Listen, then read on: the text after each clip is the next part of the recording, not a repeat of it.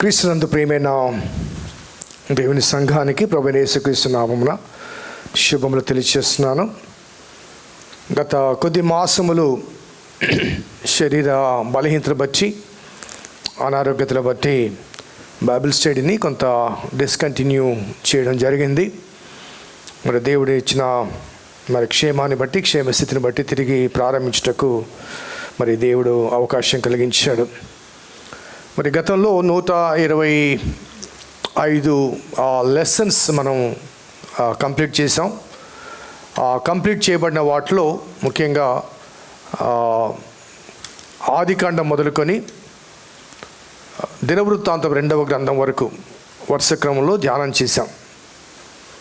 ఈ క్రమంలో సమూయేలు 2 గ్రంథాలు, రాజుల 2 గ్రంథాలు, అదే రీతిగా దినవృత్తాంతం 2 గ్రంథాలు ఇశ్రాయేలు యూదా రాజుల యొక్క చరిత్ర మనకు తెలుస్తుంది. అనగా దాదాపు 6 పుస్తకాలు బైబిల్ గ్రంథంలో రాజుల గురించిన చరిత్ర వ్రాయబడి ఉంది. ఆ రాజుల గురించి రాయబడిన చరిత్రలో కొన్నిసార్లు అక్కడ ఇక్కడ కొంత ఇన్ఫర్మేషన్ మరి సమానంగా ఉంటుంది, కొన్నిసార్లు కొంత ఇన్ఫర్మేషన్ జంప్ అయినట్టుగా కనిపిస్తుంది. ఏమైనప్పటికీ రాజరిక వ్యవస్థ ప్రారంభం మొదలుకొని చెర అనుభవానికి వెళ్ళేంత వరకు కూడా ఈ 6 పుస్తకాలు మనకు చరిత్ర తెలియజేస్తుంది. ఆ విషయం దగ్గర మనం ఆగిపోయాం. ఎందుకు ఆగిపోవాల్సి వస్తుందంటే కేవలము శరీర బలహీనత మాత్రమే కాదు, ఈ ఆయా రాజుల కాలంలో ఆయా ప్రవక్తలు వచ్చి ప్రవచించారు. మనకు బైబిల్ గ్రంథంలో రాజుల చరిత్ర వేరేగా ఉంది, ప్రవక్తల చరిత్రలు వేరేగా ఉన్నాయి. కాబట్టి ప్రవక్తల చరిత్ర చదువుతున్నప్పుడు వారు చెప్పిన ఆ ప్రవక్తల గ్రంథంలోని ఆ సారాంశము ఏ రాజు కాలంలో ఆ రాజుల కాలపు స్థితిగతులు ఏమిటి, పరిస్థితులు ఏమిటి అనే విషయాలు మనకు కలిసి చదవడం కష్టంగా ఉంటుంది. ఫర్ ఎగ్జాంపుల్ యెషయా గ్రంథకర్త ప్రారంభంలో మరి కొందరు రాజుల పేరు చెప్పి ఈ రాజుల కాలములో యెషయా ప్రవచనం అని అంటారు. కానీ యెషయా ప్రవచనాన్ని చదువుతాను తప్ప ఆ ప్రవచనము కాలములో ఉన్న ఆ రాజుల స్థితిగతులు ఏంటి, ఆ ప్రజల స్థితిగతులు ఏంటి, వారి పరిపాలన ఏంటి, ఈ 2 బేరీజు చేసుకొని కంపేర్ చేసుకొని స్టడీ చేయడం అనేది సర్వసాధారణంగా కనిపించదు. బైబిల్లో కూడా మనము అనగా బోధకులుగా మేము కానీ, అదే రీతిగా సువార్థికులు కానీ, లేదా ఇతర కామెంటేటర్స్ కానీ ఈ రీతిగా 2 కలుపుకొని స్టడీ చేసిన వృత్తాంతాలు చాలా స్వల్పం. అనగా నా అబ్జర్వేషన్లో అలా రెండింటిని కలిపి చేసిన వారు కనిపించలేదు. ఉన్నారేమో తెలియదు కానీ నాకు కనిపించలేదు నా అబ్జర్వేషన్లో. సో అందుకని ఇలా రాజుల చరిత్ర, వారి కాలంలోని ప్రవక్తల చరిత్ర, ఈ రెండింటిని కలుపుకొని బైబిల్ స్టడీ చేయాలంటే చాలా కష్టం. అందుకొరకు కొంత సమయం కూడా తీసుకోవడం జరిగింది. మరి ఇంకా ఆలస్యమైతే కష్టము అనే భావనతో మరి ఈనాడు కొంత శక్తిని పుంజుకొని నాకు 2 సహాయకులు కూడా ఈ బైబిల్ స్టడీ ప్రిపరేషన్కి హెల్ప్ చేశారు. వారిని పట్టుకొని నేను వందనాలు తెలియజేస్తున్నాను. సో కొంత నేపథ్యాన్ని అనగా ఈ మొదటి ప్రవక్తగా అనగా ఎలీషాల తదుపరి కనిపించిన మొదటి ప్రవక్తగా యోనా కనిపిస్తాడు. కాబట్టి బైబిల్ అయితే యెషయా మొదటి ప్రవక్త కనిపిస్తాడు. అది క్రానాలజికల్ ఆర్డర్ కాదు. సో ఆ కాననైజేషన్ చేస్తున్నప్పుడు ఆ పండితుల యొక్క భావన, అభిప్రాయం కావచ్చు. బట్ క్రానాలజికల్కి వచ్చేసరికి ఎలీషా తర్వాత కనిపించే ఒక ప్రాముఖ్యమైన ప్రవక్త ఎవరు అంటే యోనా. సో యోనా గురించి ధ్యానం చేయకముందు ఈ ప్రవక్తలు అనేవారు ఎలా వచ్చారు, పాత నిబంధన చరిత్ర కాలంలో వారి యొక్క చరిత్ర ఏమిటి అనేది కొంత నేను ఉపోద్ఘాతంగా మీ దృష్టికి తీసుకొని రావాలని కోరుతున్నాను. ఈ ప్రవక్త అనే మాట మొట్టమొదటిగా ఎవరిని ఉద్దేశించి వ్రాయబడింది తెలుసా అండి బైబిల్లో? మోషే. మోషే కాలం వరకు కూడా దేవుడు ఆయా వ్యక్తులతో ప్రత్యక్షంగా మాట్లాడుతూ వచ్చాడు. అబ్రహాముతో కానీ, ఇస్సాకుతో కానీ, యాకోబుతో కానీ, ఆ తర్వాత మోషేతో కానీ. సో ఏ డైరెక్ట్ కాన్వర్జేషన్, దేవుడు ప్రత్యక్షంగా మాట్లాడిన అనుభవాలు కనబడతాయి. ఎప్పటి వరకు? మోషే వరకు. మోషే కాలానికి ఇశ్రాయేల్ జనాంగము చరిత్ర విస్తరిస్తుంది. అదే రీతిగా వారు అన్య సాంప్రదాయాల మధ్య ఐగుప్తులో పెరిగారు. కాబట్టి దేవుడు ఆ మోషే తర్వాత కాలంలో, అనగా మోషే తర్వాత కాలంలో కూడా మరి డైరెక్ట్గా మాట్లాడడం కన్నా ఒక ప్రతినిధిని ఏర్పాటు చేసుకున్నాడు. మోషేతో డైరెక్ట్గా మాట్లాడినప్పటికీ మోషేతో మాట్లాడిన ప్రతి మాట కూడా దేన్ని ఉద్దేశించింది? ఆ 6 లక్షల ప్రజల యొక్క స్థితిగతుల గురించి, వారి ప్రాణం గురించి, వారి క్షేమం గురించి, వారి అవసరాల గురించి మోషే దేవునితో మాట్లాడడం, దేవుడు మోషేకు చెప్పడం. అనగా Moses when he was called, ఆయన పిలువబడ్డప్పుడు దేవుడు అతనితో మాట్లాడాడు. ఆ తర్వాత కాలంలో దేవుడు మోషే ద్వారా తన ప్రజలతో మాట్లాడుతూ వచ్చాడు. మోషే కుటుంబంలో అతనికి అన్న అహరోను, అక్కవరు మిర్యాం. ఈ ముగ్గురు 3 ఆఫీసులు తీసుకున్నారు. అహరోను యాజకునిగా, మిర్యాము ప్రవక్తినిగా, మోషే నాయకునిగా 3 పాత్రలు తీసుకున్నారు. ఈ 3 పాత్రలు ఆ తర్వాత కాలంలో 3 వ్యక్తులకు డివైడ్ చేయబడ్డాయి. 3 పాత్రలు కూడా. నాయకుల స్థానంలో రాజులు వచ్చారు, దేవాలయంలో యాజకులు వచ్చారు. అదే రీతిగా ఆయా కాలాల్లో ప్రవక్తలను దేవుడు పంపించేవాడు. సో ప్రవక్తల ఆర్డర్ ఒకటి ఉంది, యాజకుల ఆర్డర్ ఒకటి ఉంది, అదే రీతిగా నాయకుల లేకపోతే రాజుల క్రమము ఒకటి ఉంది. సో మోషే తర్వాత యెహోషువ నాయకుడిగా ఉంటాడు. ఆయనే ప్రజలకు మధ్యవర్తిగా ఉంటాడు. యెహోషువ అనంతరము న్యాయాధిపతుల కాలం వస్తుంది. ఆ న్యాయాధిపతుల్లో చాలా వరకు వారు కూడా కనీసం 2 పాత్రలు పోషించేవారు. యాజకత్వం కాదు కానీ నాయకత్వం ఉండేది. అదే రీతిగా వారు ప్రవక్తలుగా కూడా పిలువబడ్డారు.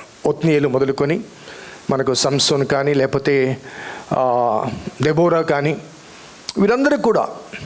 సో ఈ న్యాయాధిపతుల కాలంలో జరిగిన విషయం ఏంటంటే, ప్రతి న్యాయాధిపతి ఈ న్యాయాధిపతుల వంశానుసరణమైన ఎన్నిక కాదు, హెరిడిటరీ కాదు. సో దేవుడు ఆయా ప్రజల కాలంలో వారు అవిధేయులైనప్పుడు దేవుడు అన్యులను రెచ్చగొట్టేవాడు. వాళ్ళు వచ్చి ఇశ్రాయేలు ప్రజలను సప్రెస్ చేసేవారు. వీళ్ళందరూ వెళ్ళి ప్రార్థన చేసేవాళ్ళు. వెంటనే దేవుడు వారి మధ్యలోంచి ఒక విశ్వాసిని, గిద్యోను అలాగే కదండి, ఒక విశ్వాసిని ఎన్నుకొని అతని నాయకత్వంలో యుద్ధాలు చేసేవాళ్ళు. అతని పాలన కింద దాదాపు ఒక 40 సంవత్సరాల వరకు. అతని తర్వాత మరలా కొంతకాలానికి వీళ్ళు మళ్ళీ విగ్రహారాధికులు అయ్యేవాళ్ళు. మళ్ళీ అన్యులు వచ్చి అణిచి వేసేవాళ్ళు. వీళ్ళు మళ్ళీ ప్రార్థన చేసేవాళ్ళు. మళ్ళీ దేవుడు ఒక న్యాయాధిపతిని లేపేవాడు. అది న్యాయాధిపతుల కాలంలో జరిగిన చరిత్ర. సో ఈ క్రమంలో దేవుడు ఈ న్యాయాధిపతులు వచ్చారు. ప్రత్యక్ష గుడారం అన్నది ఏదో నామకార్థంగా కొనసాగుతూ వచ్చింది. లేవీలు కూడా అరాచకత్వాన్ని ప్రదర్శించేవారు. ఏలీ కుమారులు మనకు తెలుసు. అంటే చరిత్ర మొత్తం చెప్పడం కాదు కానీ చాలా కాలం అయింది కాబట్టి కొంత రీక్యాపింగ్ చేస్తున్నాను నేను, చాలా కాలం అయింది కాబట్టి. సో ఆ కాలంలో వీళ్ళందరూ వచ్చి దేవుడు శామ్యూల్ని పిలుస్తాడు కదండి, దేవాలయంలో పిలుస్తాడు. అక్కడ ఒక మాట ఉంది, శామ్యూల్ని పిలిచిన కాలంలో, ఆ పిలిచిన సమయంలో, ఆ కాలమందు దేవుడు తన ప్రజలకు ప్రత్యక్షమగుట అరుదు అని. ఇట్స్ రేర్ ఫిన్, అనగా దేవుడు వాళ్ళని విడిచిపెట్టాడు, విస్మరించాడు ఒక విధంగా చెప్పాలంటే. Because he could not find a single faithful person to have a communication. అతని ద్వారా హెచ్చరికలు చేయడానికి కానీ, లేకపోతే అతని ద్వారా ప్రజలతో మాట్లాడడం కానీ, ప్రజల్లో మార్పు తేవడానికి కానీ. సో ఏలీ ఉన్నాడు కానీ తన కొడుకుల్ని సంస్కరించుకోలేకపోయాడు అతను కదా. కాబట్టి ఏలీ ఏం చేశాడంటే కేవలము ఆ ఆలయ నిర్వహణకే పరిమితమయ్యాడు. అది కూడా కొడుకులకు అప్పచెప్పి సైలెంట్ అయిపోయాడు. సో ఈ కాలంలో గాడ్ ఫౌండ్ శామ్యుయల్. సో ఆ అరుదుగా ఉన్న దైవ ప్రత్యక్షత సమూయేలు కాలంలో మళ్ళీ బిగిన్ అయింది. సో శామ్యుయల్ మరలా అనగా సెకండ్ ఫేజ్ వచ్చేసరికి శామ్యుయల్ ప్రవక్తగా కనిపించినప్పటికీ, ఆయా ప్రదేశాల్లో యాజకత్వపు బాధ్యతలు నిర్వర్తించినప్పటికీ ఆయన ఎక్కువగా నాయకుడిగా కనిపించాడు. ఆయన పాత్ర ఎక్కువగా నాయకుడిగా కనిపించాడు. ఆ నాయకుడిగా కనిపించిన పాత్రలో 2 సమూయేలు గ్రంథాల్లో అతను ఒక చరిత్ర రాశాడు తప్ప ప్రవచనాలు చాలా తక్కువ. చరిత్ర రాశాడు. మొదటి గ్రంథంలో సౌలు చరిత్ర, ఆ సౌలు కాలంలో దావీదును తరమడం, ఈ దావీదు సౌలు మధ్య ఉండే వివాదాలు, వీటి గురించి మొదటి గ్రంథం రాశాడు. రెండవ గ్రంథం వచ్చేసరికి అప్పటికి సౌలు చనిపోతాడు. రెండవ గ్రంథము ఎక్స్క్లూజివ్లీ దావీదు గురించి రాయబడింది. సో శామ్యుయల్ ఒక ప్రవక్త అయినప్పటికీ అతను ఒక చరిత్రను ఎక్కువగా వ్రాసాడు. కాబట్టి అతడు అనగా ఆయా సందర్భాల్లో ప్రవచించిన అనుభవాలు చాలా స్వల్పంగా కనిపిస్తాయి. అతని కాలంలోనే ఆ తర్వాత కాలంలో దావీదు కాలంలో సమూయేలు అనంతరము నాతాను ప్రవక్త వస్తాడు. సో నాతానుకు సమూయేలుకు సంబంధం లేదు కదండి. సరిగా ప్రవక్తలు అనేవారు వారసత్వము లక్షణాలతో వచ్చిన వాళ్ళు కాదు. నేను, నా తర్వాత నా కుమారుడు, నా కుమార్తె, నా మనవడు, ఇవి లేవు. సో ఆ ప్రజలందరిలో దేవుడు ఒక విశ్వాసిని, ఒక ఫెయిత్ఫుల్ పర్సన్ ఎన్నుకొని ఆ ఎన్నుకున్న వ్యక్తి ద్వారా ప్రజలకు కమ్యూనికేషన్ ఇచ్చేవాడు. అలా నాతాను అనగా స్వయంగా దావీదే తప్పు చేసినప్పుడు నాతాను వచ్చి ఆ మనుషుడు నీవే అంటాడు. So prophet is an out spoken person, ధైర్యంగా మాట్లాడేవాడు. ఇక్కడ యాజకత్వానికి ప్రవక్తలకున్న డిఫరెన్స్ ఏంటంటే, యాజకుడు ప్రజల పక్షమున దేవునికి విజ్ఞాపన చేస్తాడు. He is prayer warrior. ప్రజల తరపున దేవాలయంలో ఉండి బల్యర్పణ జరిగించడం కానీ, అదే రీతిగా దేవునికి విజ్ఞాపన చేయడం కానీ, అనగా priest is a peoples representative. Priest is a peoples representative అనగా యాజకుడు ప్రజల ప్రతినిధిగా దేవునికి మొరపెట్టువాడు. కానీ ప్రవక్త ప్రభు పక్షమున ప్రజలతో మాట్లాడేవాడు. ప్రభు పక్షమున, ఎందుకంటే అతనికంటూ సపరేటు ఒక ప్లేస్ ఉండదు. ఒక దేవాలయం కానీ గుడారం కానీ ఏమి ఉండదు. కొన్నిసార్లు దేవుని దూత తీసుకుపోతుంది, ఎక్కడికో తీసుకుపోతుంది. So he was totally under the control of the Spirit of God.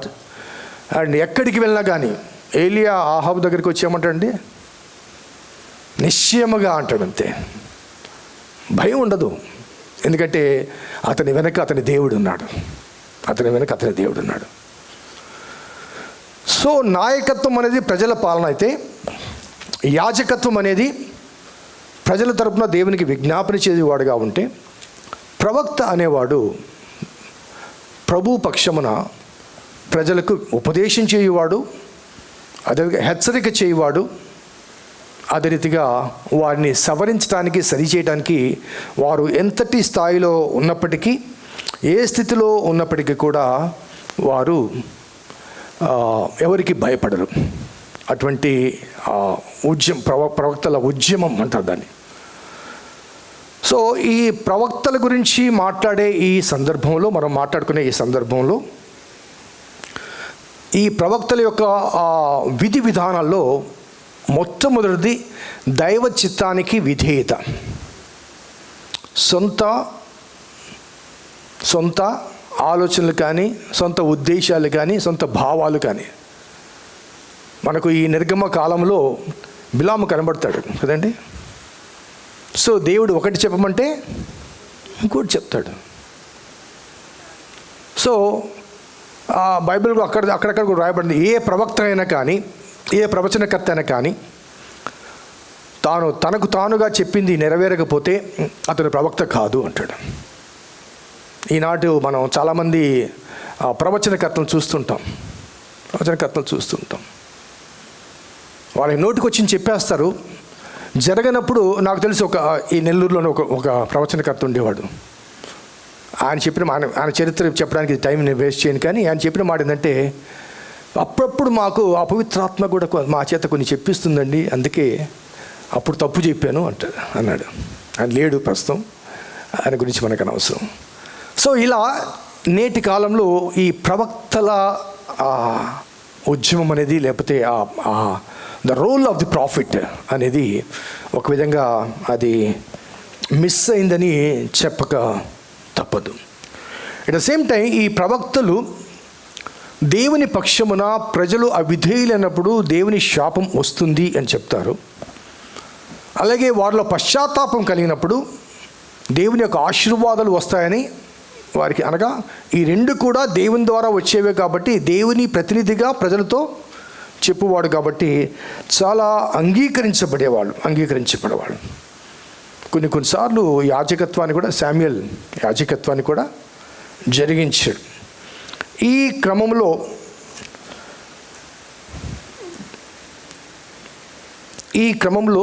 ఈ ప్రవక్తల సందేశం, ఆ సందేశం ఎటువంటిది అన్నదానికి ఒక 4 అంశాలు చెప్తాను. The message of the profit is contemporary, అనగా సమకాలీన ఆనాటి స్థితిగతులను ఉద్దేశించి చెప్పేవి ప్రవచనాలు. సో చాలా మట్టుకు ఆనాటి ఆ ప్రజల జీవన స్థితిని బట్టి, వారు చేసే అవిధేయతను బట్టి వారికి చెప్పబడ్డ అంశాలు కొన్ని ఉన్నాయి. అలాగే రాబోయే కాలానికి సంబంధించినవి కూడా ఉంటాయి. రాబోయే కాలానికి కూడా బైబిల్ గ్రంథంలో మనకు కొత్త నిబంధనలో కనిపించే చివరి పుస్తకం రివల్యూషన్, ప్రత్యక్షీకరణ సాహిత్యం అంటారు వాటిని. ప్రత్యక్షీకరణ అనగా ప్రత్యక్షత, దైవ ప్రత్యక్షత. It's going to happen.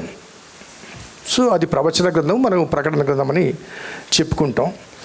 అలాగే మెసేజ్ ఆఫ్ ది ప్రాఫిట్స్లో క్లారిటీ ఉంటుంది, ముసుగులో ఏదో గొనిగిన రీతి కాదు, స్పష్టత ఉంటుంది. దేవుడు ఏం చెప్పాడు అది మొహమాటం లేకుండా, లేకపోతే వాళ్ళు ఏమని అనుకుంటారేమో, వీళ్ళు ఏమనుకుంటారని చెప్పేసి వేరే రీతిగా చెప్పడం, అటువంటిది స్పష్టత అనమాట. నాతోనే ఏమంటాడు, ఆ మనుషుడవు నీవే. అంతే. ఎంత ధైర్యం ఉండాలంటే దావీదు లాంటి మహారాజు అప్పటికి ఎస్టాబ్లిష్ అంటాడు, తను దగ్గరికి వచ్చి ఒక ఉపమానం చెప్పి నిశ్చయంగా అతడు మరణపాత్రుడు అంటే ఎస్ నువ్వే అంటాడు. ఎస్ నువ్వే. దావీదుకి నోటేమంటే మాట రాదు. సో స్పష్టత ఉంటుంది. అలాగే ప్రవక్తలో ఏది చెప్పినా కానీ వారికి అనుగ్రహించబడిన నిబంధన ఉంది కదా, మోషే ద్వారా అనుగ్రహించిన నిబంధనకు అనుకూలంగా ఉంటుంది. ఎందుకంటే దేవుడు ఆ నిబంధన దేవుడు ఇచ్చాడు కాబట్టి ఆ నిబంధనకు వ్యతిరేకంగా వారి సందేశం ఉండదు. So they need to follow the law of God. So అది తప్పిపోయినప్పుడు దాని గురించి వారికి చెప్పడం అనేది కనబడుతుంది. అలాగే ఈ ప్రవక్తల విషయాల్లో వార్నింగ్స్ ఉంటాయి, హెచ్చరికలు ఉంటాయి, నిరీక్షణ ఉంటుంది, హోప్ ఉంటుంది. కష్టాల్లో ఉన్నప్పుడు ప్రవక్తలు వచ్చి దేవుడు మిమ్మల్ని కరుణిస్తాడు, క్షమిస్తాడు, ఒక నిరీక్షణ ఉంటుంది. అలాగే రెస్టోరేషన్ కూడా ఉంటుంది. అనగా పునరుద్ధరింపబడ్డం, ఆ శ్రమల్లోంచి, ఆ కష్టాల నుంచి పునరుద్ధరింపబడ్డం. సో ఈ ప్రవక్తలు అనగా చాలామంది పండితుల అభిప్రాయం ప్రకారం ఈ ప్రవక్తలు ఎంతకాలం కొనసాగుతున్నారంటే, ఆఫ్కోర్స్ పౌలు కొత్త నిబంధనలో ప్రవక్తలు అనే మాటలు అక్కడక్కడ వాడతాడు. కానీ మోసెస్ చెప్పిన మాటను జ్ఞాపకం చేసుకుంటే, నా వంటి ప్రవక్తను దేవుడు పంపిస్తాడు అన్న దాన్ని బట్టి Jesus is the final profit అని చాలామంది వాదిస్తారు. అనగా జరగబోయే అంశాల గురించి, ఆ జరగబోయే విషయాలు ఎరిగిన వాడే చెప్పాలి. తీర్పు కానీ ఏదైనా కానీ జరగబోయే అంశాల గురించి అవి ఎరిగిన వాడే చెప్పాలి. ఆ ఎరిగిన వాడు క్రీస్తు తప్ప మరొకరు లేరు. సో అది చాలామంది పండితుల అభిప్రాయం. సో ఇది ఆ ప్రాఫిట్స్ యొక్క నేపథ్యం history behind the prophetical movement. So Bible గ్రంథంలో యెషయా మొదటి ప్రవక్తగా మనకు కనిపించినప్పటికీ, క్రోనాలజికల్గా అనగా చరిత్ర ప్రకారం, అనగా బైబిల్ చరిత్ర ప్రకారం యోనా మొదటి ప్రవక్తగా భావించబడే అవకాశం ఉంది. అనగా ఆఫ్టర్ ఏలియా అండ్ ఎలీషా. మొదటి ప్రవక్త అని చెప్పడానికి ఒక కారణం ఏంటంటే, ఇందాక నేను చెప్పాను, Samuel was the first profit. అతను 2 పుస్తకాలు రాశాడు, కానీ ప్రవచనాల కన్నా చరిత్ర ఎక్కువగా ఉంది. ఆ తర్వాత ఏలియా, ఎలీషా ఇద్దరు వచ్చారు. వారి పేరున పుస్తకాలు లేవు. రాజుల కాలంలో వాళ్ళు వచ్చారు, కొంతకాలం ఉన్నారు, ప్రవచించారు, వెళ్ళిపోయారు. సో కానానికల్ ప్రాఫిట్స్ అనగా ప్రవక్తల పేరున పుస్తకాలు వ్రాయబడ్డ వారిలో మొదటి వ్యక్తి యోనా. ఈ యోనా గురించి నేను తర్వాత లాస్ట్లో చెప్తాను, ముందు నేపథ్యంకి వెళ్దాం. యోనా గురించి బైబిల్లో 2 Kings 14:25. 2 Kings 14:25. గెత్పేహెరు ఊరివాడైన అమిత్తయికి పుట్టిన తన సేవకుడైన యోనా అను ప్రవక్త ద్వారా ఇశ్రాయేలు దేవుడగు యెహోవా సెలవిచ్చిన మాట చొప్పున ఇతడు హామాతునకు పోవు మార్గం మొదలుకొని మైదానపు సముద్రం వరకు ఇశ్రాయేలు వారి సరిహద్దులను మరలా స్వాధీనము చేసుకొనెను. సో ఇక్కడ మనకు రాజుల గ్రంథంలో యోనా కనిపిస్తాడు. సో యోనా ఈ ప్రవక్త నినివేకు పంపబడ్డాడు. కాబట్టి ఎందుకు పంపబడ్డాడు, వారి స్థితిగతులు ఏమిటి, కొంత మనము నేపథ్యం చేసుకుందాం. ఆ తర్వాత ఇశ్రాయేలు చరిత్రను కొంత మనం ఆనాటి ఇశ్రాయేలు చరిత్ర మనం జ్ఞాపకం చేసుకుందాం. ఆ తర్వాత యోనా యొక్క గుణలక్షణాలు కొన్ని జ్ఞాపకం చేసుకొని, ఆ తర్వాత దేవుని చిత్తం అయితే నెక్స్ట్ వీక్ యోనా మొదటి అధ్యాయం మొదలుకొని అందులోనికి వెళ్దాం. సో పాత నిబంధన కాలంలో మ్యాప్ పెడతారా కొద్దిగా, నెక్స్ట్ మ్యాప్.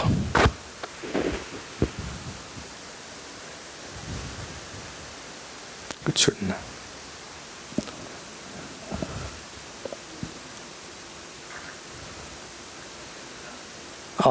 అదే ఇక్కడ చూడండి, అషీరియా అని ఒక డార్క్ ఎల్లో, ఈ బబులోను, అషీరియా పైన నినివే ఉంది, అనగా అషీరియా క్యాపిటల్ నినివే. ఆ తర్వాత హారాను దేనికి గుర్తు చెప్పండి. అబ్రహాం అక్కడి నుంచి వచ్చాడు, ఇస్సాకు భార్య అక్కడి నుంచి వచ్చింది. ఈ హారాను అనే ఈ ప్రాంతము నుంచి కింది వరకు ఆరాం, సిరియా. ఈ సిరియా క్రింది భాగము ఇస్రాయేలు. ఓకే.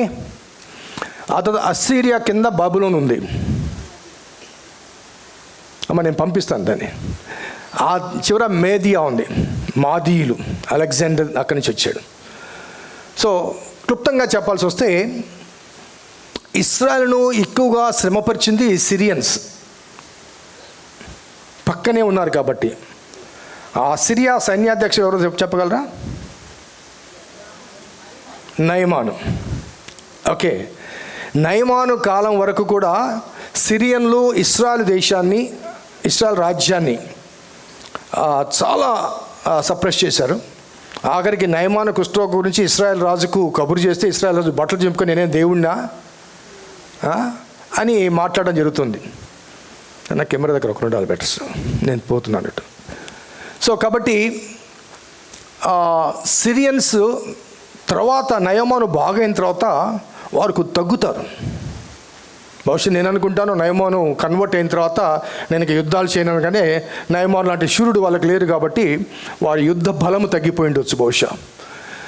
ఆ తర్వాత సిరియన్లను అస్సూరియన్లు స్వాధీనపరుచుకొని సిరియన్స్ ఇద్దరు కలిసి ఇస్రాయెల్ మీదకి దండెత్తి వచ్చారు. ఇక్కడ నేను చరిత్ర కూడా రాశాను. 722లో ఇస్రాయెల్ దేశము అస్సూరీలకు బానిసలవుతారు. ఓకే, ఆ తర్వాత కొంతకాలానికి బబులోనీయులు వెనక నుంచి, అనగా వాళ్ళు ముందుకు వెళ్తుంటే అస్సూరీలు వెనక నుంచి అస్సూరీలను దండెత్తి వచ్చి సిరియాను ఇస్రాయల్ని స్వాధీనం చేసుకుంటారు. ఆ తర్వాత కొంతకాలంగా మాదీయులు వచ్చి బబులోనును సిరియాను ఇస్రాయల్ని స్వాధీనం చేసుకుంటారు. ఆ తర్వాత కాలానికి గ్రీకు రోమన్స్, అనగా ఈ మాదీయులు గ్రీక్సే, అలెగ్జాండర్ గ్రేట్ తర్వాత రోమన్స్ చేస్తారు. సో ఇది క్లుప్తంగా ఈ చరిత్ర, అనగా ఏ రీతిగా ఒక్కొక్కరు ఇస్రాయల్ ప్రజల్ని స్వాధీనపరుచుకున్నారు, బానిసలుగా చేసుకున్నారు, దోచుకోబడ్డారు. వీటన్నిటికి కారణం ఏంటంటే ఇస్రాయల్ ప్రజల అవిధేయత. God permitted. ఒక ఎగ్జాంపుల్ చెప్తాను. బబులోను రాజైన నెబుకద్నెజర్ వచ్చి దేవాలయాన్ని పడగొట్టాలంటే తన వల్ల అవుద్దా?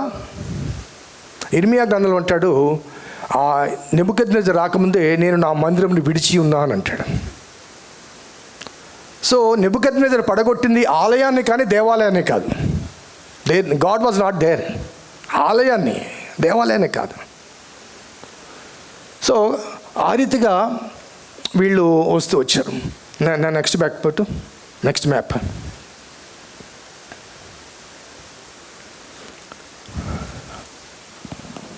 ఓకే, ఈ మ్యాప్లో కింద జూదా ఉంది కదండి, యూదా ఉందా? యూదా పైన కొద్ది బెన్యామీన్ ఉంది, కనబడుతుందా? ఈ రెండు యూదా రాజ్యాలు, ఈ రెండు గోత్రాలు యూదా రాజ్యం. మిగతాయి రూబెన్ కానీ, గాదు కానీ, మనష్షే కానీ, జెబూలూన్ కానీ, ఇశ్శాఖారు, నఫ్తాలి, ఆషేరు, ఈ పై భాగం అంతా కూడా ఇశ్రాయేల్ రాజ్యం. 10 గోత్రాలు ఇశ్రాయేల్ రాజ్యము. ఓకే, ఈ రెండు గోత్రాలు మాత్రమే యూదా రాజ్యం. సో ఈ అష్షూరీయులు వచ్చి ప్రధానంగా దండెత్తి వచ్చింది ఎవరి మీద అంటే ఆ 10 గోత్రాలు కలిగిన ఇశ్రాయేలుల మీద. వాళ్ళని దాటుకొనే యెరూషలేము మీదకి రావాలి. కాబట్టి ఆ 10 గోత్రాలు వారు ఈ అష్షూరీయుల చేతికి స్వాధీనపరచబడతారు. ఎప్పుడు? 722లో. ఓకే, వారు ఎంతటి భయంకరులో నేను ఇంతకుముందు చెప్పాను. చాలా భయంకరులు. ఆ అడవి ఇది ఎడారి ప్రాంతంలో గాలాలు వేసి పెదాలకు లాక్కొని పోయేవాళ్ళు, గుర్రాల చేత తొక్కించేవాళ్ళు. చాలా భయంకరులు అన్నమాట. సో ఆ భయంకరులైన అష్షూరీయులు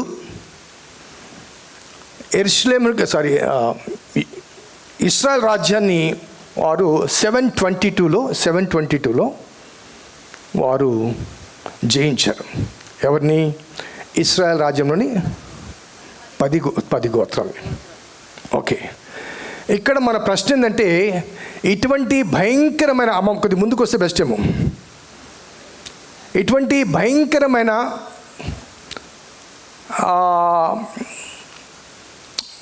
అష్షూరీయులు ఇశ్రాయేల్ రాజ్యాన్ని చెరగొట్టుకొని పోతున్న ఈ సందర్భంలో దేవుడు ఈ భయంకరమైన అష్షూరీయుల దగ్గరికి యోనాను ఎందుకు పంపించాడు? వై? ఆ ప్రశ్నకు ఈరోజు జవాబు చెప్పుకోవడానికి ప్రయత్నం చేద్దాం. అప్పుడు మనకు దేవుని యొక్క ఉద్దేశం బయలుపడే అవకాశం ఉంటుంది.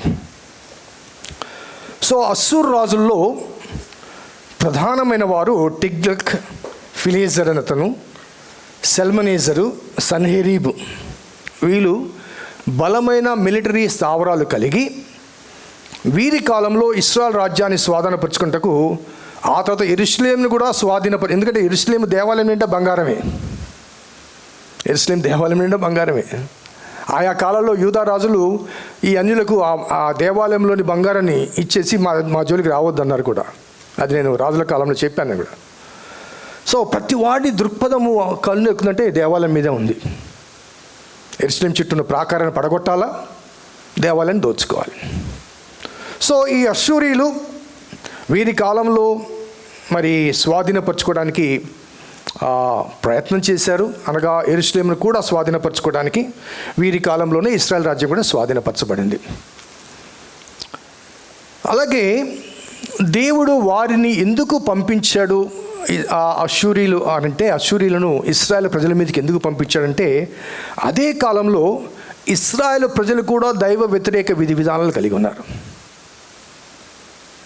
సో వీళ్ళు హయ్యర్ లెవెల్ ఈవిల్ అయితే, లెస్సర్ లెవెల్ ఈవిల్ ఎవరు? దేవుని ప్రజలు, యూదాలు కాదు. మీ గతంలో రాజుల గురించి చెప్పినప్పుడు చెప్పాను, 21 మంది రాజులు, ఇశ్రాయేల్ రాజులు అంటే 21 మంది వికెట్ పీపుల్. 21 మంది యూదా రాజుల్లో 9 మంది మంచివాళ్ళు. కాబట్టి 20 మంది రాజుల కాలంలో, 21 మంది రాజుల కాలంలో ప్రజలు భయంకరమైన విగ్రహారాధన గురించి లోనయ్యారు. ఒక విధంగా చెప్పాలంటే ఆ కాలంలో అష్షూరీలను దేవుడు అనుమతించాడు కాబట్టి వారు వచ్చి ఇశ్రాయేలును కాలం తర్వాత కాలం అణిచివేశారు. ఇశ్రాయేల్ అనగా దేవర్ పనిషింగ్. ఇంకోదేమంటే క్రమశిక్షణ కొరకు దేవుడు వారిని శిక్షించడానికి అష్షూరీలకు అనుమతించాడు. ఎవరిని శిక్షించడానికి? ఇశ్రాయేల్ ఎందుకు అనుమతించాడు? వారు దైవ వ్యతిరేకమైన విధి విధానాలు కలిగి ఉన్న ఆ అంశాన్ని బట్టి. అలాగే రాజుల 2వ గ్రంథం చూడండి ఒకసారి, 15వ అధ్యాయం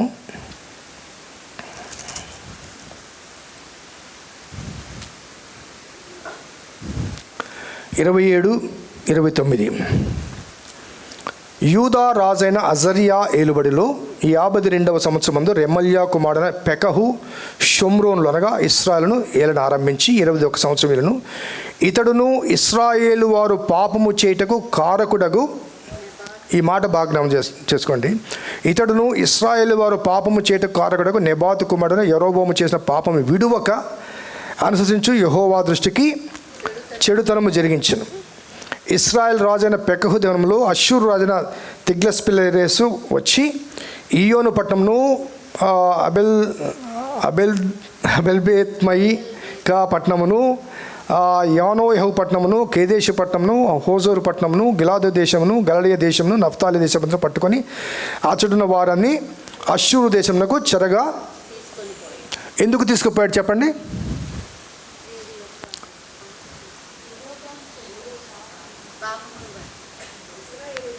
ఇశ్రాయేల్ రాజన్న పెకహులో అష్షూరు రాజన దేని బట్టి అంటే, ఇతడును ఇశ్రాయేల్ వారు పాపము చేయుటకు కారకుడైన నెబాతు కుమారుడైన యరొబాము.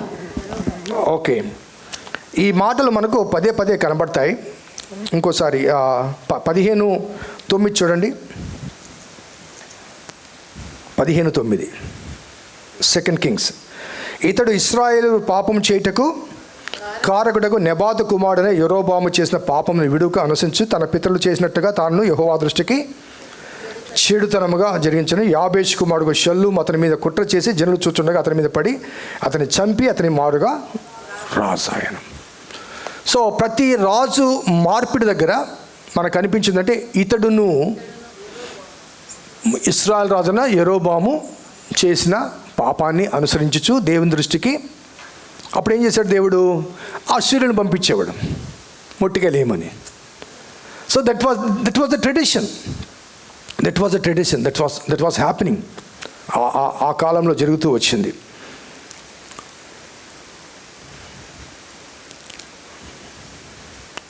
అదే రీతిగా 17వ అధ్యాయం 2 కింగ్స్ 17వ అధ్యాయం 1-5 చూడండి. యూదా రాజైన ఆహాజు ఏలుబడిలో 12వ సంవత్సరం ముందు ఏలా కుమారుడైన హోషేయ షోమ్రోనులో ఇశ్రాయేలుకు ఏలన ఆరంభించి 9 సంవత్సరం ఏలును. అతడు తన పూర్వీకులను ఇశ్రాయేల్ రాజులు చెడుతనం చేసినంత మట్టుకు చేయకపోయినను యెహోవా దృష్టికి చెడుతనమే జరిగించను. అతని మీదికి అష్షూరు రాజున షల్మెనెజరు యుద్ధమునకు రాగా హోషే అతనికి దాసుడే, పన్నిచ్చువాడు ఆయన. సో పన్నివ్వడం ఎవరికి? అష్షూరు రాజులకు పన్నివ్వడం మొదలుపెట్టారు. సో ఆల్వేస్ ఒక రాజు తర్వాత మరొక రాజు దేవునికి వ్యతిరేకంగా క్రియలు చేస్తూ వచ్చారు. 24 కూడా చూడండి, 17:24. ఇశ్రాయేలు వారు యెరోబాము చేసిన పాపములో దేనిని విడువక వాటిని అనుసరించుచు వచ్చిరి గనుక తన సేవకులైన ప్రవక్తల ద్వారా యెహోవా సెలవిచ్చిన మాట చొప్పున ఆయన ఇశ్రాయేలు వారిని తన సముఖం నుంచి వెళ్ళగొట్టెను. ఈ హేతువు చేత వారు తమ స్వదేశం నుంచి అష్షూరు దేశంలోనికి చెరగొని పోబడిరి. నేటి వరకు వారచ్చట ఉన్నారు. అనగా నేటి వరకు అంటే ఈ గ్రంథము వ్రాయబడే ఆ కాలం వరకు వారు చెరకు ఎందుకు కొనిపోబడ్డారండి? చెడుతనము జరిగించారు కాబట్టి. సో ఈ చెడుతనము అనేది మనకు ఎక్కడ కనబడుతుందంటే మొదటి రాజుల గ్రంథంలో మొదటి యెరోబాము చరిత్ర మనం చూస్తే, ఇంతకుముందు నేను చెప్పాను కూడా, 1 Kings 12th chapter.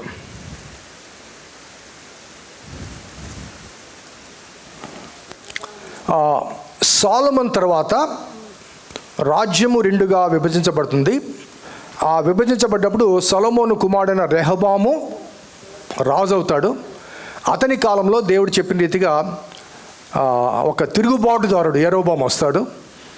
ఆ తిరుగుబాటుదారుడు వచ్చిన కాలంలో ఈ కనాను దేశము లేకపోతే ఇశ్రాయేలు దేశము రెండుగా విభజించబడుతుంది.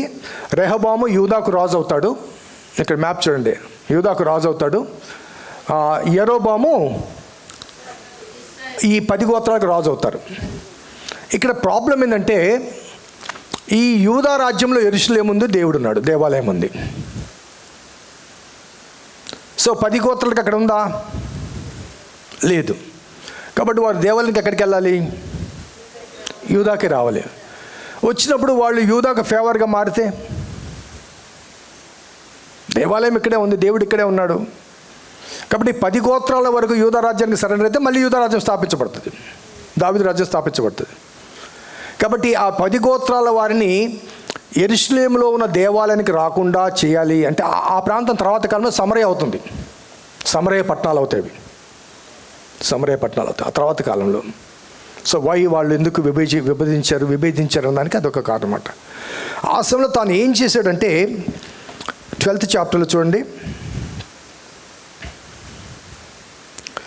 తర్వాత యెరోబాము 25 తర్వాత యెరోబాము ఎఫ్రాయిము మన్యం మందు షెకెమును పట్టణమును కట్టించి, ఈ షెకెమే సమరయ కదండి, సమరయ రాజధాని షెకెమును పట్టణమును కట్టించి అచ్చట కాపురం ఉండి అచ్చడి నుండి బయలుదేరి పెనుయేలు కట్టించెను. ఈ జనులు, జాగ్రత్త చదవండి, ఈ జనులు యెరూషలేమునందున్న యెహోవా మందిరం మందు బలులు అర్పించుటకు ఎక్కిపోవచ్చుండిన యెడల ఈ జనుల హృదయము యూదారాజైన రెహబాము అను తన యజమాని తట్టు తిరుగును. అప్పుడు వారు నన్ను చంపి యూదారాజైన రెహబామునకు మరలా చేరుదురు, రాజ్యం మరలా దావీదు సంతతి వారు దగును అని యెరోబాము తన హృదయమునందు తలంచి ఆలోచన చేసి 2 బంగారు దూడలు చేయించి, ఈ బంగారు దూడలు ఎక్కడివి? ఐగుప్తు. మన సియోను పాటలో ఒక పాట ఉంది, సియోను ఐగుప్తు ఆశలన్నీ విడచి రంగుగా, దట్స్ ఇట్ అనమాట. సో ఐగుప్తులోంచి బయటకు వచ్చినప్పుడు ఆ దూడను చేసుకుని అహరోను నాయకత్వంలో ఐగుప్తులో మా మోషే ఏమయ్యాడో ఆ దేవుడేమో మాకు తెలియదు, ఐగుప్తు నుంచి మమ్మల్ని రప్పించిన దేవుడు నీవే అంటూ ఇది చేస్తే మోషే ద్వారా చిన్నాభిన్నం అవుతుంది. కానీ ఆ మనసులోంచి ఆ దూడలు పోలా, మనసులోంచి ఆ దూడలు పోలా. మనం కూడా క్రైస్తవులుగా మారిన తర్వాత ఆ మనసులోంచి అవి పోవు, చాలా కష్టం పోవడం. సో వీడికి అది జ్ఞాపకం వస్తుంది. ఎందుకు జ్ఞాపకం వచ్చింది చెప్పండి? ఇప్పుడు నేను చదివాను, మరలే వెళ్ళి అక్కడికి వెళ్తారేమో, వెళ్ళినప్పుడు వాళ్ళు యూదారాజు వైపు తిరిగి నన్ను చంపి మళ్ళీ దావీదు రాజ్యం స్థాపించబడుతుందన్న ఉద్దేశంతో ఏం చేశారంటే వాడు అక్కడ చేసిన పని అంటే 28 ఆలోచన చేసి 2 బంగారు దూడలు చేయించి జనులను పిలిచి, యెరూషలేమునకు పోవుట మీకు బహు కష్టము. ఇశ్రాయేలు వారలారా, ఐగుప్తు దేశం నుంచి మిమ్మల్ని రప్పించిన మీ దేవుడు ఇవే అని చెప్పి ఒకటి బేతేలునందును ఒకటి దానునందును ఉంచెను. దాను వరకు ఈ రెంటిలో ఒకదాని జనులు పూజించడం వలన రాజు చేసిన కార్యము పాపమునకు కారణమైన. మరియు అతడు ఉన్నత స్థలంలో కట్టించి మందిరముగా ఏర్పరిచి లేవీలు కానీ సాధారణమైన వారిలో కొందరిని యాజకులుగా నియమించారు.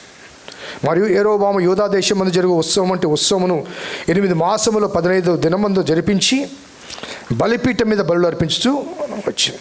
ఈ ప్రకారం బేతేలునందును తాను చేయించిన దూడలకు బలులు అర్పించుతూ ఉండెను. మరియు తాను చేయించిన ఉన్నతమైన స్థలములకు యాజకులను బేతేలునందు ఉంచాను. ఈ ప్రకారం అతడు యోచించిన దాన్ని బట్టి 8వ మాసం 15 దినముందు బేతేలులో తాను చేయించిన బలిపీఠం బలు అర్పించి వచ్చాను. మరియు ఇశ్రాయేలు వారికి ఈ ఉత్సవం నిర్ణయించి ధూపం వేయటకే తానే బలిపీఠం మీదకి ఎక్కాను.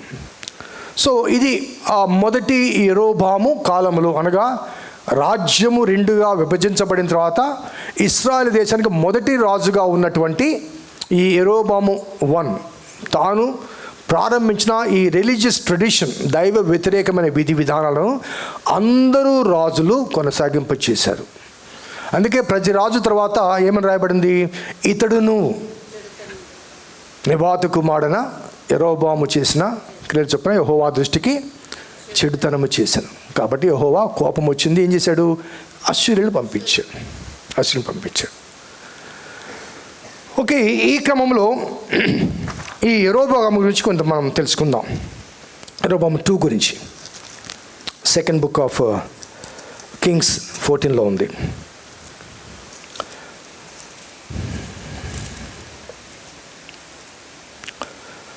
ఓకే, ఈ ఇశ్రాయేలును దండించటానికి దేవుడు అశ్షూరులను వాడుకున్నట్లుగా యెషయా గ్రంథము 8:1-4 ఒకసారి చూద్దామా? యెషయా గ్రంథము 8:4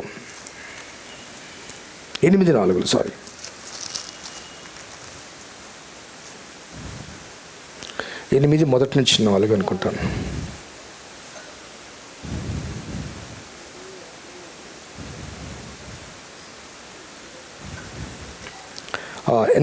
ఈ బాలుడు నాయన అమ్మ అని అననేరక మునుపు అశ్షూరు రాజును అతని వారును దమస్కు యొక్క ఐశ్వర్యమును షోమ్రోను దోపుడు సొమ్మును ఎత్తుకొని పోవుదురని ఎవరు చెప్పారు? యెషయా చెప్పాడు. వాళ్ళు ఏం చేస్తారన్న దానికి 7వ అధ్యాయము 20లో చూడండి. ఆ దినమున యెహోవా నది అద్దరి నుండి కూలికి వచ్చు మంగలి కత్తి చేతను, అనగా అశ్షూరు రాజు చేతను తల వెంట్రుకలను కాళ్ళ వెంట్రుకలను క్షౌరము చేయించును. అది గడ్డం మీద కూడాను గీచివేయును. అనగా అశ్షూరీయులు వచ్చి బలవంతంగా వీళ్ళని ఏం చేస్తారు? వారి క్రమము చొప్పున ఆ వెంట్రుకలు క్షౌరాలు చేపిస్తారు. సో ఇది యెషయా ప్రవచించాడు. యెషయా ప్రవచనంలో కూడా ఈ మాట కనబడుతుంది. ఇలా వీరు 722లో వీరిని జయించి, అనగా ఇశ్రాయేలు స్వాధీనపరుచుకొని దాదాపు 612 వరకు అనగా 90 సంవత్సరాలు ఇశ్రాయేలును మీద వారు అధికారులుగా ఉన్నారు. ఆ తర్వాత అశ్షూరీయులను ఇందాక నేను చెప్పిన రీతిగా బబులోనీయులు, మాదీయులు కలిసి అశ్షూరీయులను చంపుతారు, జయిస్తారు. ఈ విషయం మనకు బైబిల్లో నహూము గ్రంథంలో కనిపిస్తుంది. మీరు రాసుకొని తర్వాత చదవండి, టైం లేదు కాబట్టి. నహూము గ్రంథంలో మనకు కనిపిస్తుంది. అనగా అశ్షూరీయుల మీద దేవుని ఉగ్రత ఎలా వస్తుంది అన్న విషయాన్ని అక్కడ రాయబడింది. ఓకే, యెరోబాము 2 గురించి మనం మాట్లాడుకొస్తే ఇతడు ఇశ్రాయేల్ దేశాన్ని 41 సంవత్సరాలు పాలించాడు. ఈ యెరోబాము 2 ఎవరంటే యోనా ప్రవచించిన కాలపు రాజు. ఆయన కాలంలో అనగా మనకి చరిత్ర చదువుతున్నప్పుడు కాంటెంపరీగా అటు యూదా రాజ్యంలో ఏ రాజులు ఉన్నారు అనే విషయం ఇందాక మనం చదువుకున్నాం. ఇక్కడ ఇశ్రాయేల్ రాజ్యానికి ఉన్న ఆ రాజు గురించి మాట్లాడుతూ అదే టైంలో యూదా రాజ్యాన్ని ఎవరు పాలించారనే విషయాలు మనకు గ్రంథస్థం చేయబడ్డాయి. సో ఈ నేపథ్యంలో ఈ 41 సంవత్సరాలు ఆయన పాలిస్తున్నప్పుడు యూదా రాజ్యాన్ని అమజ్యా, ఉజ్జియా పాలించారు. వీరు చాలా మంచి రాజులు. ఆ తర్వాత చరిత్రలో మనం చూసాం కూడా. సో ఈ యెరోబాము 2 కాలంలో దేశము భౌగోళికంగా విస్తరించింది. అనగా అప్పటి వరకు వాళ్ళ అణచివేతకు వీళ్ళ అణచివేతకు బాగా సప్రెస్ అయిన దేశం తిరిగి తాము పోగొట్టుకున్న ఆ స్వాస్థ్యాన్ని తిరిగి సంపాదించుకున్నారు. అనగా మంచి మిలిటరీ దీన్ని యెరోబాము 2 కలిగి ఉన్నాడు. ఆర్థికంగా దేశం బాగా ఎదుగుదలైంది. అదే టైంలో ఆర్థిక అసమానతలు కూడా పెరిగాయి. అనగా పేదవారు మరీ పేదవారు అయ్యారు, గొప్పవారు మరీ గొప్పవారు అయ్యారు. ప్రవచనాలు మనకు అక్కడక్కడ కనబడతాయి. మీరు వాళ్ళ పొలాన్ని స్వాధీనం చేసుకున్నారు, ఇళ్లకు కలుపుకుని వారికి శ్రమ అనే మాటలు కనబడతాయి. సో ధనవంతులైన వారు పేదవాళ్ళని దోచుకోవడం అనేది ఇక్కడ కనబడుతుంది. సామాజిక అన్యాయం ఉంటుంది. అదేవిధంగా నైతిక పతనము, ఆధ్యాత్మిక తిరోగమనం చాలా స్పష్టంగా ఉంటుంది. ఇతను కూడా ఇందాకటి చెప్పిన మొదటి యెరోబాము కాలంలో ఆ బంగారు దూడల ఆ క్రమాన్ని అనుసరించుచు దేవుని దృష్టికి అతను పాపం చేశాడు. ఆ విషయం మనకు మొదటి రాజులు 13:1-10 మనకు మొదటి యెరోబాము గురించి రాయబడింది. అలాగే ఇతని గురించి ఆ తర్వాత అతని కాంటెంపరీ ఉన్నటువంటి రాజుల గురించి, అదే రీతిగా అష్షూరు గురించి ఆమోసు, హోషియా గ్రంథాల్లో కూడా ఆ రాజు కాలపు పరిస్థితులు కనబడతాయి. అనగా నాట్ ఓన్లీ యోనా, ఆమోసు కూడా ఈ రాజు కాలంలో, యెరోబాము రాజు కాలంలో విషయాలు ఆమోసు అండ్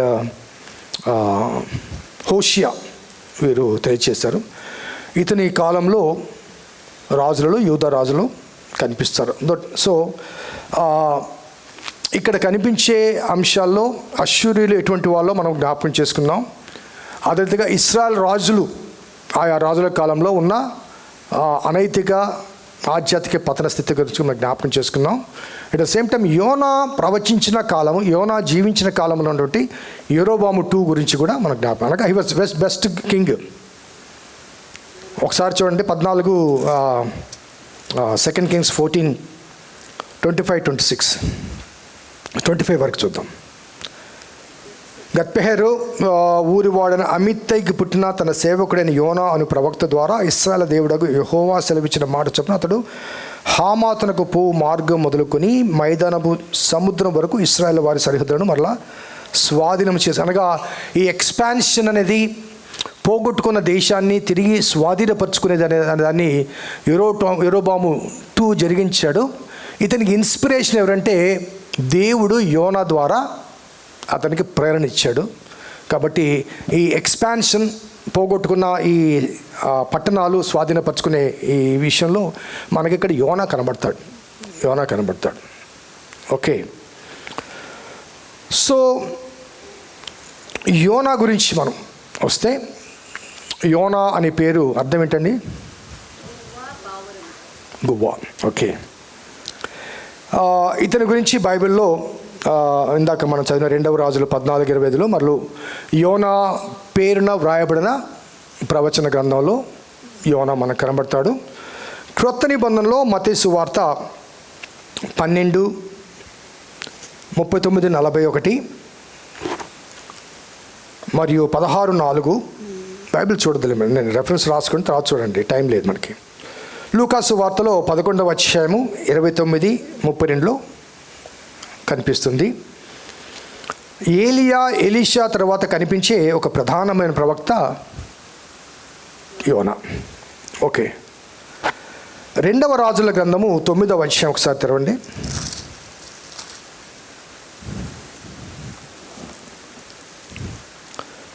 అంతటా ప్రవక్తకు ఎలీషా ప్రవక్తల శిష్యుల్లో ఒకని పిలువనంపించి అతనితో ఇట్లను, నీవు నడుము బిగించుకొని ఈ తైలపు గిన్నె చేత పట్టుకొని రామోత్గిలాదునకు పోయి అచ్చట ప్రవేశించినప్పుడు నింషికి పుట్టిన యెహోషాపాతు కుమారుడైన యెహూ ఎక్కడ ఉన్నాడని తెలుసుకొని అతన్ని దర్శించి అతని సహోదరుల మధ్య నుంచి అతను చాటుగా రప్పించి లోపలి గదిలోకి పిలుచుకుని పోయి తైలపు గిన్నె తీసుకుని అతని తల మీద తైలం పోసి, నేను నిన్ను ఇశ్రాయేలు మీద పట్టాభిషిక్తునిగా చేసినని యెహోవా సెలవిచ్చున్నాడు అతనితో చెప్పి, ఆలస్యం చేయక తలుపు తీసి పారిపొమ్ము.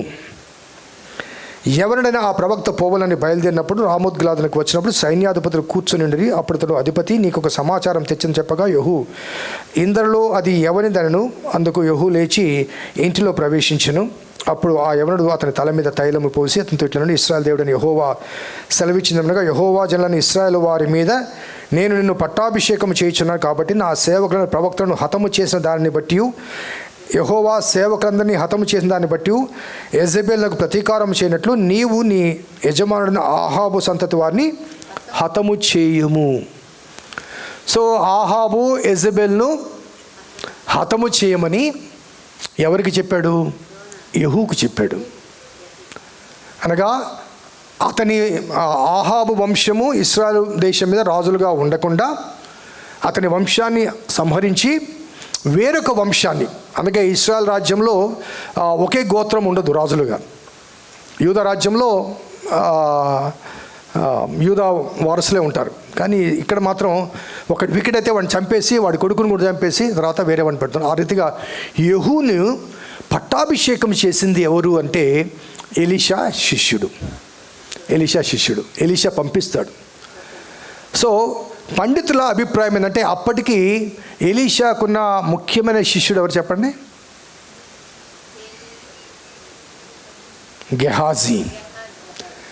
గెహాజీ తరువాత ఆ స్థానంలో ఎవరు? యోనా ఉన్నాడని, ఈ పట్టాభిషేకం చేయడానికి వెళ్ళిన యవనస్తుడు, వెళ్ళిన ప్రవక్త యోనా అని. అతని పేరు రాయలేదు. కారణం ఏంటంటే అతను రహస్యంగా పోయి చేశాడు కాబట్టి పేరును బహిర్గతం చేయకూడదని చెప్పేసి, చేస్తే ఆహాబు చంపేస్తాడు. సో అనే దాన్ని బట్టి పండితులు చాలామంది ఈ యవనస్తుడు ఎవరో కాదు యోనానే అని భావించడం జరుగుతుంది. సో యోనాలో కనిపించే కొన్ని లక్షణాలు నేటి క్రైస్తవ పరిచారకుల్లో కానీ, సేవకుల్లో కానీ, విశ్వాసుల్లో కూడా కనిపిస్తాయి. ఆ లక్షణాలు ఏంటంటే ఇతనిలో భయం ఉంది. ఓకే, మనకు కూడా ధైర్యంగా క్రైస్తవేతల మధ్యకి వెళ్ళి చెప్పాలంటే మనకు కూడా భయమే కదా. అతనిలో భయం ఉంది, స్వార్థం ఉంది.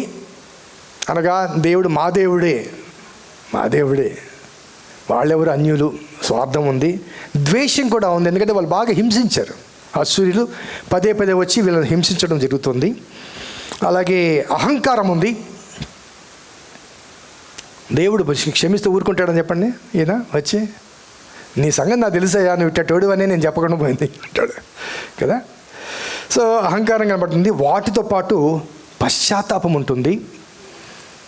తన పనికి పునరంకితం అవుతాడు.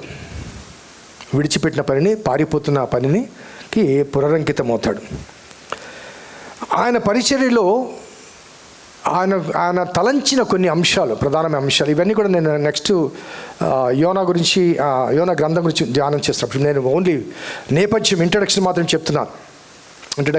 చెప్తున్నాను. టెక్స్ట్లోకి వెళ్ళడంలా. అందుకే టైటిల్లో కూడా అదే పెట్టాను, we need to know the context before dealing with the text.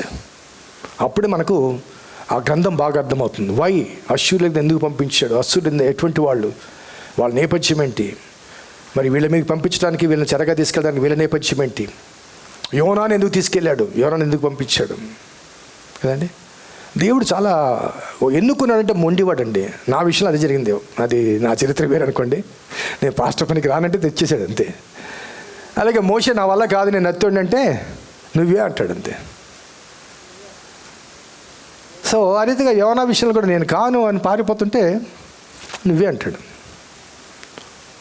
So దేవుడు పట్టుకుంటే విడిచిపెట్టడండి.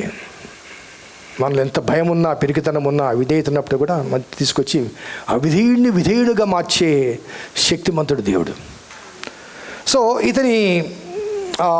ఇతని యొక్క ఆలోచనలో, ఆనాటి ప్రవక్తగా అతని యొక్క ఆలోచనలో, నినివే ఒక భయంకరమైన పాపభూయిష్టం పట్టణము, దేవుని ఉగ్రతకు ఆ పట్టణము యోగ్యురాలు.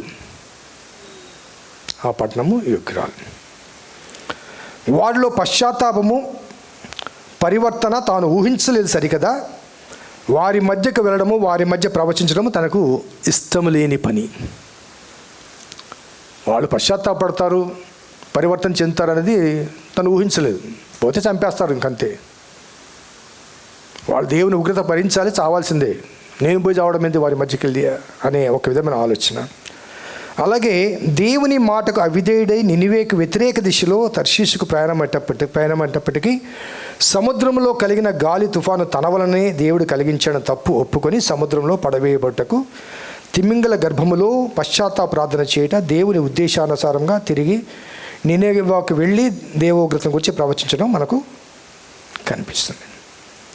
అలాగే ఇతనిలోని మరొక లక్షణం ఏంటంటే నినివే ప్రజల్లో పశ్చాత్తాపాన్ని ఊహించలేదు. అట్ ద సేమ్ టైం దేవుడు వారిని క్షమించడం తను భరించలేకపోయాడు. ఇది యోనా గురించిన కొన్ని అనుభవాలు. సో 5వది, నేటి సమకాలీన దైవ సేవకులకు, విశ్వాసులకు యోనా వృత్తాంతము సందేశాత్మకమైనది. యోనా ప్రవచించిన కాలంలో 793 నుంచి 753 BCE. ఇంతకుముందు BC అనేవాళ్ళు, ఇప్పుడు BCE అనే మాట వాడు. ఎందుకంటే AD అనేది క్రీస్తు కాలం అనేది క్యాలిక్యులేటెడ్. రోమన్స్ టైంకి అప్పటికే మనకు సివిలైజేషన్ వచ్చింది కాబట్టి లెక్కించగలిగారు. సో క్రీస్తు ముందటి కాలాన్ని లెక్కించడానికి సాధ్యం కాల. అందుకని BCE అనగా బిఫోర్ క్రైస్ట్ ఎస్టిమేటెడ్, BCE అనే మాట వాడతారు. అనగా క్రీస్తు ముందటి కాలము, వెనక కాలము ఎస్టిమేటెడ్, క్రీస్తు తర్వాత కాలము క్యాలిక్యులేటెడ్. సో BCE అనే పదాన్ని మనము ఎక్కువగా వాడతాం. సో ఇందులో నిగూఢమైన వాస్తవం ఏంటంటే అతి భయంకరమైన ఇశ్రాయేలీయులు ఘోరమైన పాపము చేసినప్పటికీ దేవుడు ఎందుకు నినివే పట్టణానికి యోనాను పంపించాలి? సో ఇప్పుడు మనం చదివిన ఈ నేపథ్యంలో ఇశ్రాయేలు పాపం చేశారు, దేవుడు అసురులను పంపించాడు, వాళ్ళు ముట్టికాయలు వేశారు, మళ్ళీ వెళ్ళిపోయారు, దోచుకున్నారు, వెళ్ళిపోయారు, మళ్ళీ వాళ్ళు పాపం చేస్తున్నారు. ఈ నేపథ్యంలో దేవుడు తిరిగి వారి మధ్యకు, అనగా అశ్షూరీయుల మధ్యకు యోనాను పంపిస్తే వాళ్ళు ఊరుకుంటారా? యోనా భయపడ్డంలో ఒక వాస్తవం ఉంది. యోనా వెళ్ళను అని చెప్పడానికి ఒక వాస్తవం. ఎందుకంటే బాగా హింసించారు వాళ్ళు, పదే హింసించుకున్నారు, దోచుకున్నారు. కాబట్టి they are due for the punishment అన్నది యోనా భావన. కానీ దేవుడు వారిని ఎందుకు అక్కడికి పంపించాడంటే రాజుల 2వ గ్రంథం 14 యోనా ప్రస్తావన 25వ వచనం ఉంటుంది. 26, 27 వచనాలు చదువుదామా? ఏలయనగా అల్పులేమి గనులేమి ఇశ్రాయేలు వారికి సహాయకులు ఎవరును లేకపోయిరి. యెహోవా ఇశ్రాయేలు వారు పొందిన బాధ ఘోరమైనదని అనుకొనెను. ఇక్కడ ఆపండి. సో ఇశ్రాయేలు వారికి వేరే సహాయం లేదు. పైనుంచి వచ్చి అశ్షూరీయులు ముట్టికాయలు వేస్తున్నారు. సో ఆ టైంలో దేవుడు ఇశ్రాయేలుని చూశాడు, వీళ్ళకి సహాయం ఎవరు లేరు, అల్పులు కానీ గనులేమి ఇశ్రాయేలు వారికి సహాయం చేయవాళ్ళు ఎవరు లేరు, ఇశ్రాయేలు వారు పడుతున్న బాధ ఘోరమైందని దేవుడు, అనగా దో దే ఆర్ వికెడ్, అనగా దేవుని వ్యతిరేకంగా వీరు ప్రవర్తిస్తున్నప్పటికీ కూడా దేవుడు అశ్షూరీయుల దగ్గరికి ఎందుకు యోనాను పంపించాడు అని అంటే, అశ్షూరీయులు బహుఘోరమైన వారు కాబట్టి వారు ఉన్న పాటన వచ్చి మరొకసారి వీళ్ళ మీదకి వస్తే వీళ్ళు తట్టుకోలేరు. కాబట్టి అక్కడ రాయబడ్డ మాటలు అదే. ఇశ్రాయేలుకు సహాయం లేరు, వాళ్ళు పడుతున్న బాధ చాలా ఘోరమైంది. కాబట్టి దేవుడు ఏం చేశాడంటే తాను అక్కడికి పంపించి వాళ్ళలో పరివర్తన తెస్తాడు. వీళ్ళు మారలా. దేవుని ప్రజలైన ఇశ్రాయేలు పదే మారకుండా అదే విగ్రహారం చేస్తున్నాడు. వాళ్ళు వస్తున్నారు కొడుతున్నారు, మళ్ళీ వాళ్ళు చేస్తారు. దేవుడు ఏం చేశాడు? ప్లాన్ మార్చేశాడు.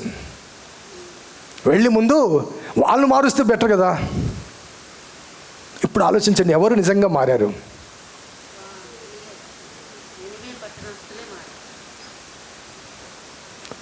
సో దేవుడి ప్లాన్ సక్సెస్ అయిందా, అన్సక్సెస్ అయిందా?